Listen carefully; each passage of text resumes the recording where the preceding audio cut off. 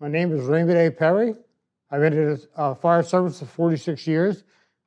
I'm a safety officer now, and that's it. What inspired you to become a volunteer firefighter? I wanted to do something for the town. And I initiated myself to join to do something for the fire company and be something in the fire company. So I took it to my discretion to go as far as I could go. Did you have other friends that inspired you? No, I do. Who was the ex-chief. He was a partner. He had business when I was doing in construction. And I enjoyed that. I joined afterward. And my wife worked for was the chief, and she was working for the police in Monroe, being across the yard. And she said, "Why don't you join the fire company?" So I said, "Okay, I'll join." Well, you can't be a paid firefighter because you're too old. And the age was limited was 35 years old. I came 39. I said, "Well, you got to get in now. It's fast." So on April 14th of 1978, 6 months down the line, I was going into the academy. I got out of the academy and they put me in as president for 3 years. Oh, wow. Okay. Do you remember the first time you put on your turnout gear? Right after that, they had me ready. The older people put me right in the gear right away. How'd that feel? What else? And then going to the academy, oh my gosh. And in those days, the gear was different. You started with the pull-up boots and the long coat. The rubber boots. And the long coats, yep. Like the hip boots, the long thing all the way through. What are some of the various roles that you've served? I served as president. I served as chief engineer. I served as second lieutenant. I served as lieutenant. I served as captain. And then I joined the fire police, and I went up the chairs to become chief. They said, "Do you want to be a training officer?" I said, "Okay, oh my gosh, I can't be a training officer." Then they said, "You want to be state life?" I said, "Okay, I'll do it." And I did it. In the meantime, while I was doing that, I joined the Masonic Lodge. And that you have to go, there's always chairs to go all the way up. I went to every one of the chairs. They came past master. That's a storied past. Oh, yeah. What has being a firefighter taught you about yourself? It made me feel good. It's a brotherhood organization, and I liked it. I enjoyed it. I enjoyed every minute. And then I coached my kids to join, and they became firefighters. And they went to the academies and came out. And when I was taking classes, my portfolio of my classes was way up. I went to every class I could take. Beautiful. Tell me about this fire company. What does it mean to you belonging here in Monroe? This fire company is my life. I love it. I enjoy it, and I want everybody else to enjoy it. And I do not like anybody talking about it because it's my fire company. This, to me, is a brotherhood. Yes. The whole thing is brotherhood. If you see somebody go down, you try to help them. Yes. The same thing in a Masonic service, Masons, they try to help each other. When I was in the Elks, same thing. When I was in the Easter Star, and I was in a Shriner, I put a kid in the hospital, and I got a key to the city of Texas. My cousin brought me a big key. This nominated me for the city. Wow. You've done your share of volunteering in a lot of ways. Yeah, that's correct. You want to be an inspector, fire inspector? I want more. I want more, and I want fire official, more classes. More. Okay. I want the fire police. I want all the way up. I want to be the training officer. I want to be all the way up. Wow. Why do you want to go all the way up to the top? And when I joined to be a commissioner, I wanted to keep it in the volunteer system and make sure whatever they needed. They need something for training, I make sure they got it. A lot of dedication. Yeah, a lot of dedication. What is the most rewarding part of being a firefighter? Well, rewarding is doing things that accomplish something that nobody could do. I did it. And showing the other younger guys we can still do what they should be doing and learning. Like climbing a ladder, everything. I know you take a lot of pride in that. Oh, yeah. What's been the most challenging moment that you've faced as a firefighter? Most challenging. Most challenging. I wanted to be a first responder where you had to go all the first aid classes and all the way through, which I did, which is a lot of hours, and I did it. Yeah, that's a lot of work. Yeah. A lot of work. The next step would be an EMT. I didn't take the class. I wasn't going to go out and pay $2,000 to take it, be an EMT. Yeah. It's not being a CPR, doing CPR, which I have done CPR on a person that came out of a fire, we brought back in life. To me, that was something I saved somebody's life. Put him on the gurney, put him out, sent him into the hospital. Very well done. Can you share a story or a moment from your time in the fire service that really stands out to you? What stands out, back in the 70s, we had a big brush fire we had 112 fire companies, bunch of first aid with over 800 acres of land burning. We jumped from one area to another area to another area to another. Different parts of the brushes burning all over.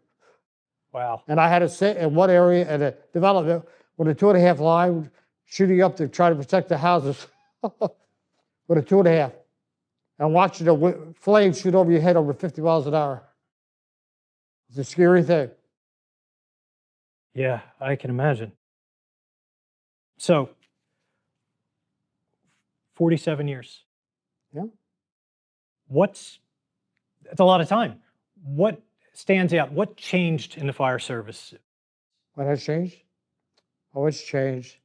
It's changed because a lot of things that they're not doing that they used to do, but it happens.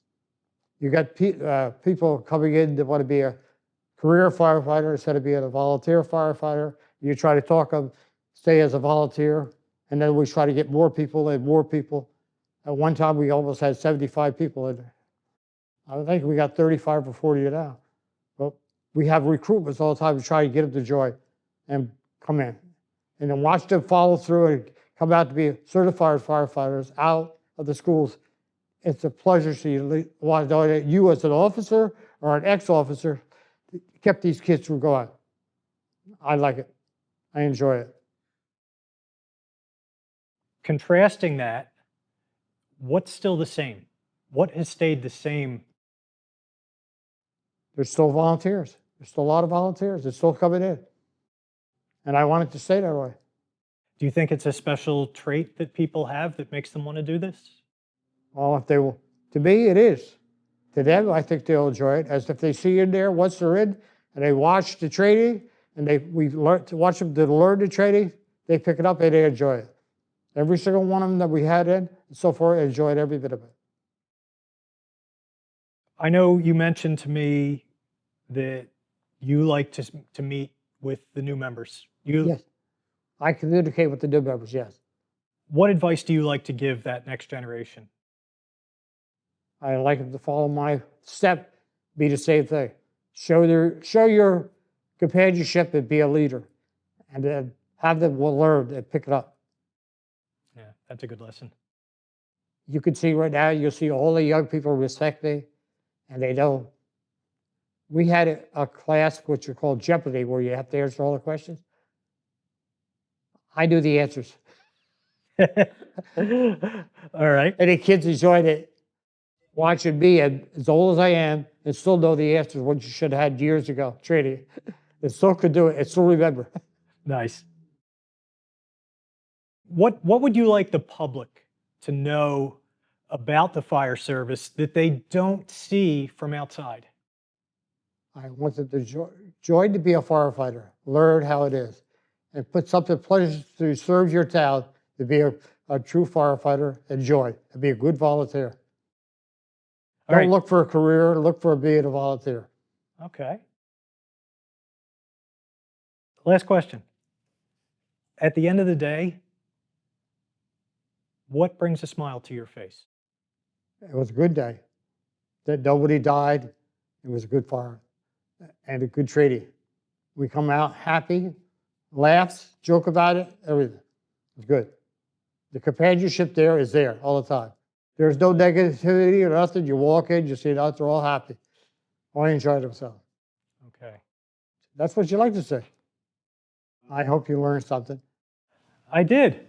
and see how you could see a guy like me could still out there doing it. Keep going. If I can, if I can, if I can, I don't know. But so far I'm doing it. Thank you. You're welcome. Thank you very much.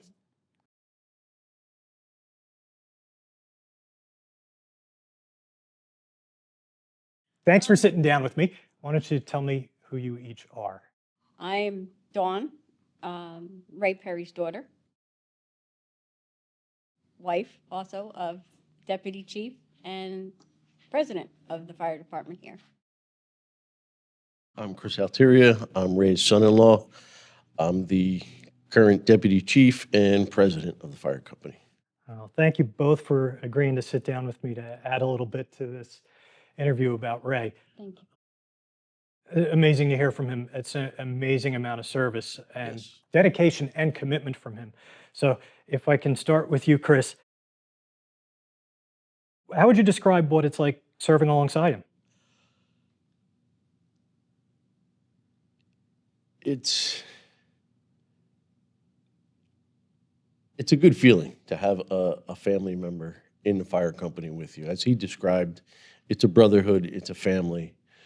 But it was somebody that if I couldn't ask the question in front of the rest of the members, it was nice to have somebody that you could ask privately in the comfort of your own home and say, hey, why are we doing A, B, and C? It just doesn't make sense. And he would go over it with me.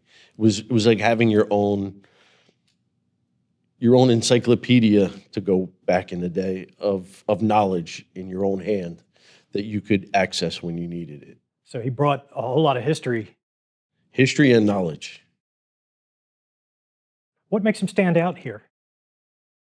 Now it's the fact that he's at 85, he's still getting up at 2 o'clock in the morning and showing up for fire calls to try and instill in the younger generation, the new generation, to, if I can do it, you should be doing it. Not you can do it, you should do it.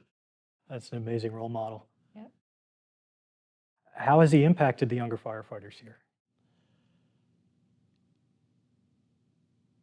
They absorb the knowledge that he instills. I've seen a few people ask him questions that, like I was it's kind of hard to have somebody that's shy in the fire service, but when I started, I wasn't in the front of the class, so to speak. I was used to hang in the back, and he'll take the person that's hanging in the back and he'll push them up to the front and get them to be more involved. Because he'll stand there and tie the knots that we've all tied 100 times. And if he sees somebody struggling, he goes over there. So he's a very good role model here for the younger crowd. I'm sure there are a lot of fire companies that could benefit from having someone like that. Absolutely. So when the alarm goes off, what kind of firefighter is he? When he was younger, he was aggressive. He was one of the first people here. He was one of the first people on the truck, and he was one of the last people to leave. We used to have the old military brush trucks. During the fire season, if they broke, he was one of the people that was still here at 2, 3 o'clock in the morning, putting those trucks back together. Because the town now is about 50-50 woods and homes. Back then, it was about 75% woods, and we're the beginning of the Pine Barrens. So those trucks had to be ready to go. And he was under there. And then he'd get up and go to work. That's incredible. That's You don't see that anymore. And No. the fact that he still comes. He still gets up no matter what time. I can't get out of bed at those times, No. the hours, and he gets up and he comes. No matter what time, no matter what, even if he has to get up at 4 o'clock in the morning for work, he's here. He's here. Rain, snow, he's still here. So if you could share the mic with Dawn, I have a few for you. 46 years is a long time. For a lot of people, that's half a life. Yes. How has his service shaped who he is at home? He has instilled in his children, all of us, from my 2 older brothers to myself, to just go, push forward, do, even through all our careers. Even without any kind of volunteer work in my body. I mean, the only thing I did in this fire department was the ladies auxiliary. I was one of the founding members. Unfortunately, they changed it. But the constant move, get up, never give up, he instilled in all of us. And to this day, he still does it. No matter if he's worked all day, he'll still be trying to get that garbage can out or get this done. I'm like, no, let us do it. No, I could do it. So what makes you the proudest of him? That he doesn't give up. Even after all of our struggles with our mom, everything she went through with dementia, he still goes. When you go through something like that, it kind of makes you get down in the woods, and he's still moving and still going and still doing and still being the mayor of our town, we call him. So in that vein of thinking, you not only spend a significant amount of your life with your dad in the fire service and constantly driven, Mm-hmm. but you married a firefighter. Yes. Okay, you were a sheriff's officer when you married. Well, both. Both. Okay, so you didn't learn your lesson. No. So when you with him, this was with your dad. This was a long time, Mm-hmm. and you married another firefighter. Yeah.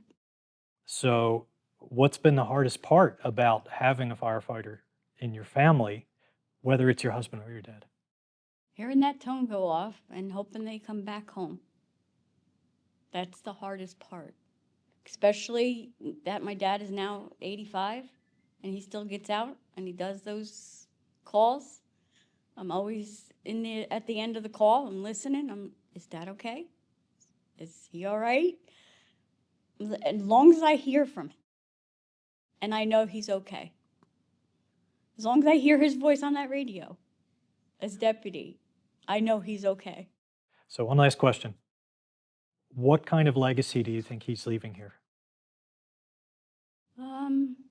Hopefully the tenacity of just staying in the fire service. And no matter what you're doing, no matter who you're doing it with, as far as, different fire departments, everyone's going career, everyone's staying volunteer, whatever, or mixed, it doesn't matter what you are. It's just a label. You're all brothers and sisters. And I think that's what he's done. These 46 years, he has shown the town, if I could do it in those 46 years, I hope the town stays that way. Because I know that in his mind, he knows that he's done something. Everybody knows that name, Raymond Perry. That's beautiful. For me to hear how giving your dad is with knowledge, serving as a role model, I mean, I like the way you put it, that it's not if I can do it, you can do it. Mm-hmm. If I can do it, you should be doing it. Exactly, that's what he's doing. And my father won't say no. He won't. Because if I could do it, I'm going to do it. He told me in the locker room when we put his gear back, if nobody shows up for a call tonight, I'll be packing up and going in, and nobody's stopping me. That's a quote. That's directly out of his mouth. Thank you. You're welcome. Thank you.